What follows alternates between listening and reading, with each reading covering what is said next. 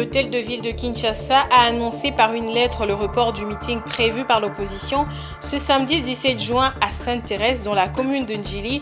Selon cette correspondance, ce lieu a déjà été réservé bien avant la date choisie par l'opposition. Et à l'international, le Zimbabwe s'impose comme le premier fournisseur du tabac en Afrique. Selon le ministère de Technologie, de l'Information et de la Communication, la récolte du tabac pour le compte de la campagne 2022-2023 a atteint 261 000 tonnes. C'est l'heure de vous informer, mesdames et messieurs. Bonsoir et bienvenue dans cette session d'information. Commençons par cette brève. La loi sur la répartition des sièges a été promulguée le jeudi dernier par le chef de l'État Félix Antoine Tshisekedi. C'est le deuxième vice-président de la commission électorale indépendante CENI, Didi Manara, qui l'a annoncé ce vendredi durant les échanges entre la centrale électorale avec les partis politiques en marge de la convocation de l'électorat pour la députation nationale. Selon lui, le processus électoral qui devra déboucher sur l'organisation des élections générales en décembre est dans une phase cruciale. Les institutions supérieures de contrôle de l'Afrique francophone subsaharienne ont un rôle important à jouer dans la lutte contre la corruption. C'est ce que soutient en tout cas le premier président de la Cour des comptes de la RDC et le président du Conseil régional pour la formation des institutions supérieures de contrôle de l'Afrique francophone subsaharienne, Jimmy Minganga, qui précise tout de même que ces institutions jouent aussi un rôle déterminant dans la gestion des finances publiques. Je vous propose de suivre dans cet extrait choisi par la rédaction. Il m'a été demandé de traiter le thème qui porte sur l'importance du rôle des institutions supérieures de contrôle dans la gestion des finances publiques et la lutte contre la corruption. C'est un honneur d'être aujourd'hui là, à ma qualité de premier président de la Cour des comptes de la République démocratique du Congo et aussi du président du Conseil régional pour la formation des institutions supérieures de contrôle de l'Afrique francophone subsaharienne, en sigle CREFIAF, pour partager avec vous ma réflexion sur les thèmes importance du rôle des institutions supérieures de contrôle dans la gestion des finances publiques et la lutte contre la corruption. Cette thématique est au cœur des débats, à la fois politiques, sociaux, techniques et universitaires en Afrique et partout ailleurs dans le monde. Il se réfère notamment à la problématique de la bonne gouvernance financière. Avant de parler de cette importance, il me semble opportun de fixer nos esprits sur le rôle des IEC. D'abord, dans la gestion des finances publiques, ensuite, dans la lutte contre la corruption. S'agissant d'abord du rôle des IEC dans la gestion des finances publiques, il faut retenir qu'il est, disons, de 4 ordres. Nous avons d'abord le contrôle, le Cour des comptes contrôle le bon emploi des fonds publics. Elle veille ainsi à la régularité, à l'efficience et à l'efficacité de la gestion. Une séance de travail a eu lieu ce jeudi 15 juin entre le vice-premier ministre en charge de la fonction publique et une délégation de la Direction générale des douanes et accises DGDA en vue de régulariser la situation administrative des agents de la DGDA. À l'issue de cette rencontre, Jean-Pierre Liaou a décidé de mettre en place une commission ad hoc chargée de statuer sur le cadre normatif devant réglementer la régularisation de la situation administrative des agents de la DGDA, à l'instar des autres régies financières comme la DGI et la DGRAD. Suivez.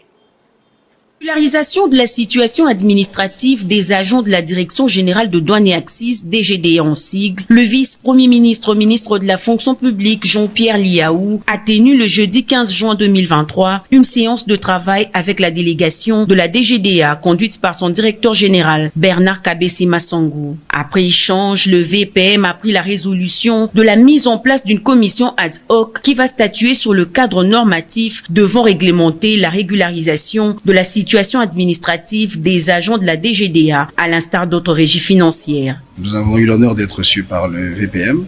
C'était d'aborder la question fondamentale de la régularisation de la situation administrative des cadres et agents de la DGDA. Son Excellence le VPM a décidé de mettre sur pied une commission ad hoc qui sera composée aussi bien des cadres de la DGDA que des experts du ministère de la fonction publique. Nous avons un agenda strict de 2 semaines et à l'issue de ces 2 semaines, les conclusions seront soumises pour sanction, n'est-ce pas, à l'autorité compétente, son Excellence, Monsieur le vice-premier ministre en charge de la fonction publique.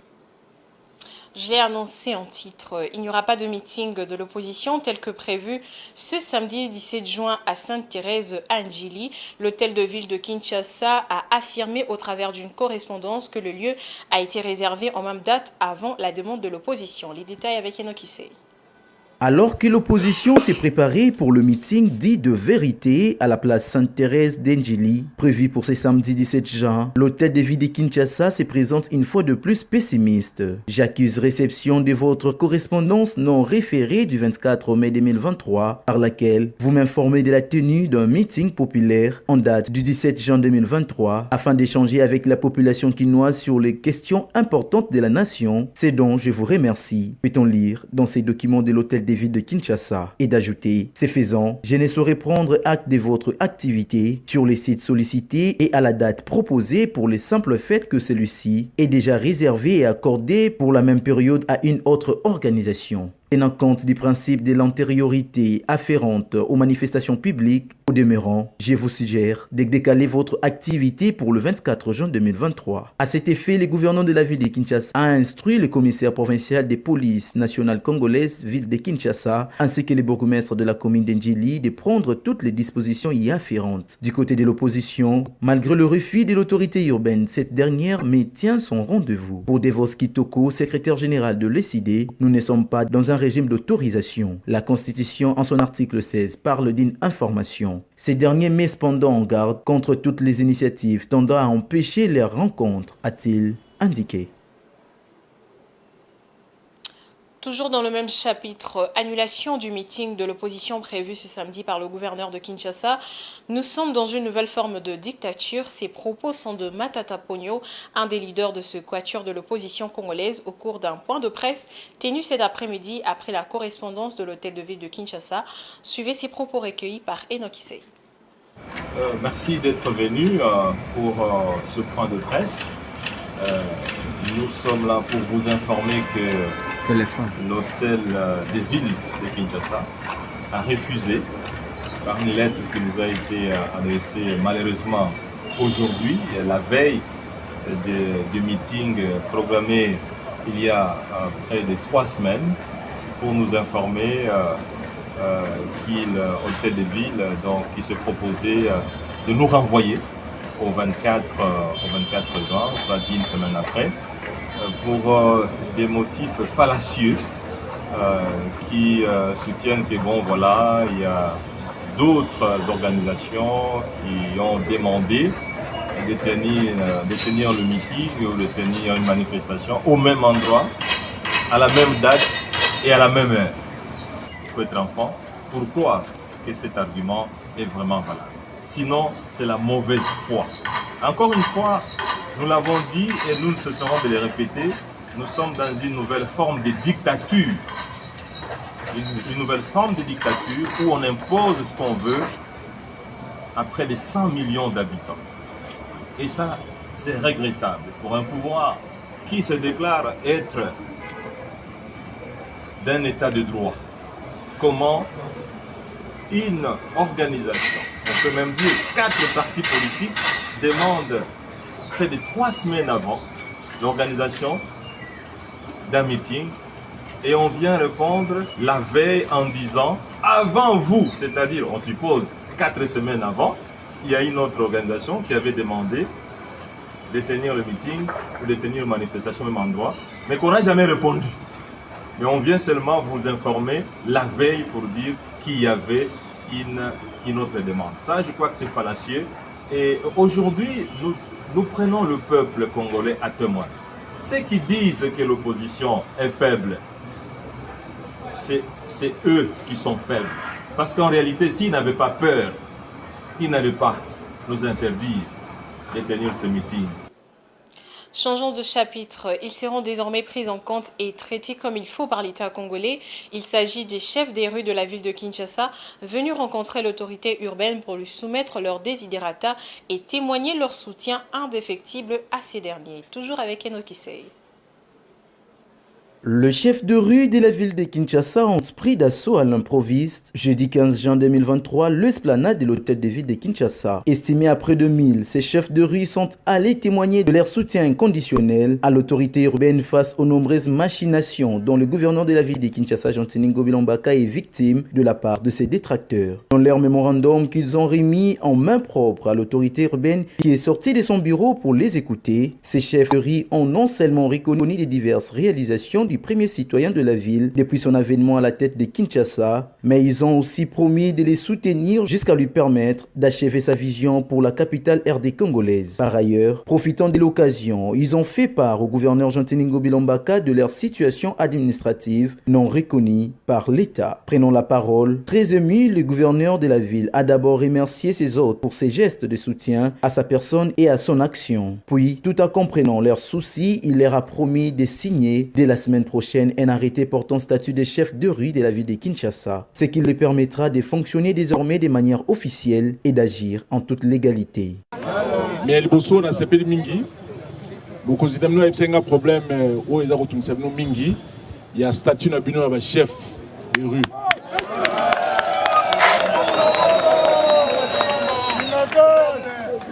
Donc ça la moi commission moko rapidement pour identifier bino banso. Sima, tu signé bino arrêté, il y a arrêté portant statut, il y a chef de rue. En outre, le premier citoyen de la ville a invité les chefs de rue à multiplier la vigilance dans leurs quartiers respectifs pour identifier et dénoncer toutes les personnes suspectes auprès de la police. Car, a-t-il souligné, la ville de Kinshasa doit être protégée par ses filles et fils.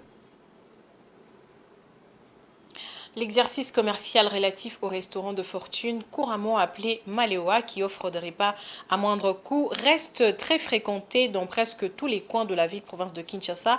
Par ailleurs, la question de l'hygiène alimentaire reste un problème, car la plupart de ces restaurants semblent ne pas respecter les conditions d'hygiène et exposent les consommateurs à diverses maladies. La rédaction de Géopolis Télévision est passée par les tenanciers de ces restaurants pour en savoir un peu plus. Un reportage de Rachel Misenga et de Giscard Tamba.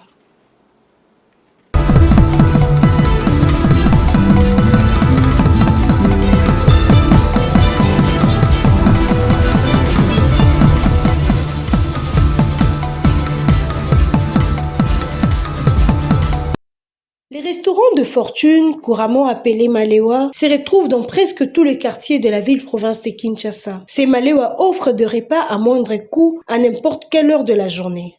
Cependant, les conditions d'hygiène laissent souvent à désirer. Les mouches, les cafards et d'autres insectes se donnent rendez-vous dans ces espaces. Les repas sont préparés et servis dans des conditions peu recommandables. Les risques d'attraper de maladies sont très élevés. Que font ces vendeurs pour maintenir l'hygiène dans ces restaurants ? Nous couvrons proprement les aliments et nous veillons à la propreté des travailleurs. Ici chez nous, nous préférons préparer la nourriture à la maison et les apporter au restaurant déjà plein. Nous sommes conscients que les vies de plusieurs personnes se trouvent entre nos mains. Premièrement, pour l'hygiène, chaque matin, nous désinfectons notre cuisine, lavons les assiettes à l'eau propre et nous veillons à la propreté des travailleurs. Nous veillons aussi à la propreté des aliments et les épices. Certaines personnes acheteurs de ces produits Malewa sont victimes de la mauvaise hygiène alimentaire. D'autres, par contre, ne se sont jamais plaints.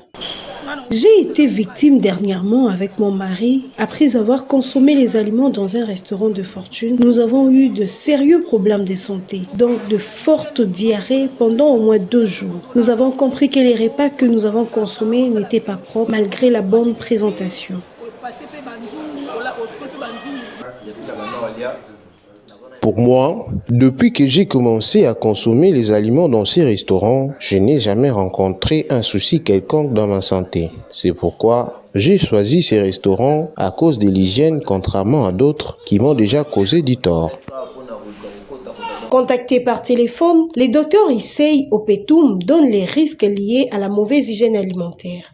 Concernant les aliments que nos mamans de Malewa préparent, mal conservés, ces aliments-là peuvent développer plusieurs maladies, plusieurs dangers dans le corps d'une personne. Il y a des diarrhées, il y a des vomissements, il y a d'autres femmes aussi enceintes quand ils consomment ces aliments mal conservés et puis contaminés par des substances toxiques, entre autres les toxoplasmoses. Ainsi, d'autres personnes aussi, en consommant ces aliments que nos mamans de Malewa nous préparent, mal conservés, contaminés, et la personne peut développer un cancer, le cancer du foie, que nous appelons l'hépatite A.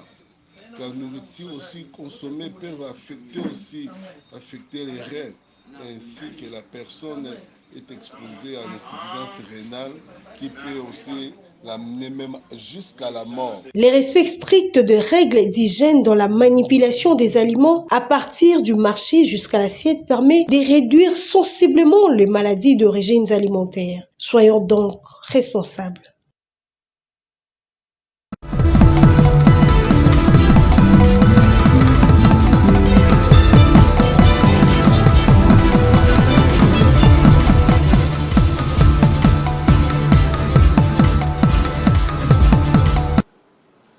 L'actualité, c'est aussi au-delà de nos frontières. Place à la page internationale.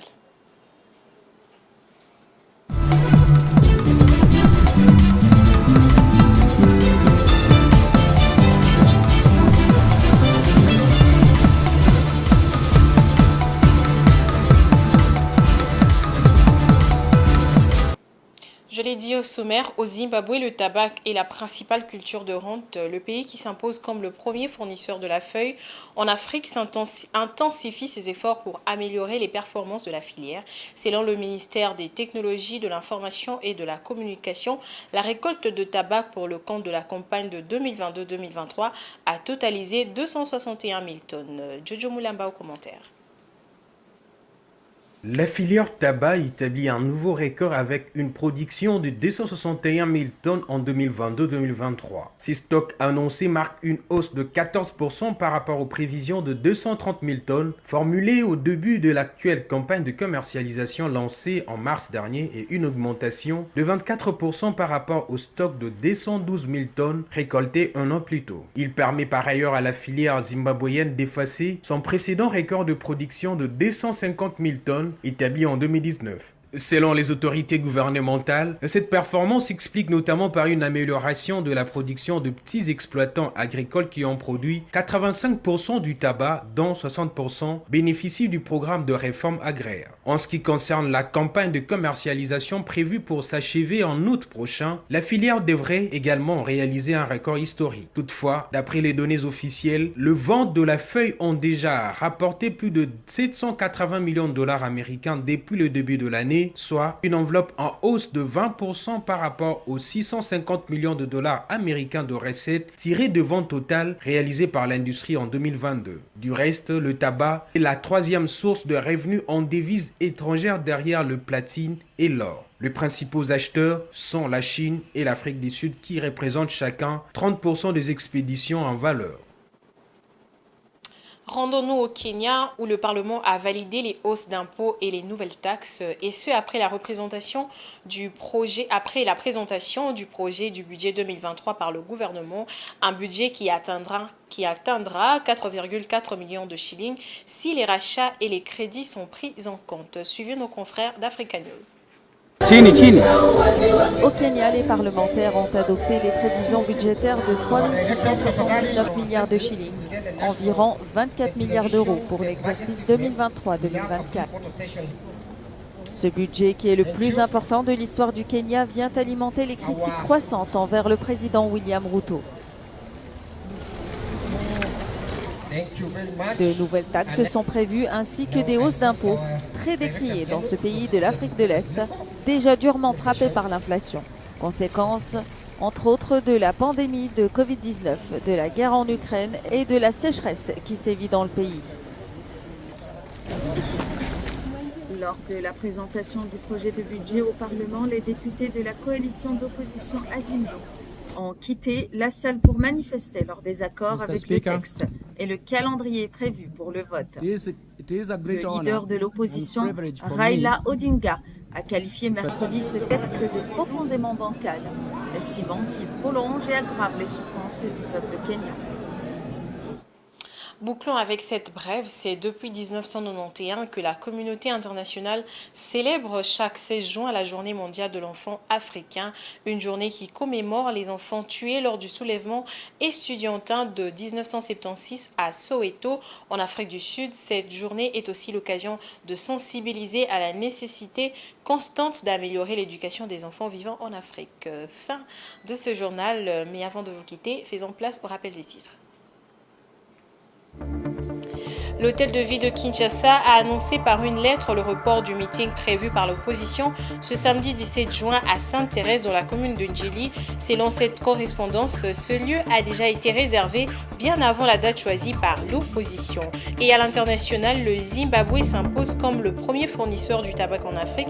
Selon le ministère de Technologie, de l'Information et de la Communication, la récolte du tabac pour le compte de la campagne de 2022-2023 a atteint 261 000 tonnes. Ce journal est complètement fini. Merci à vous de l'avoir suivi.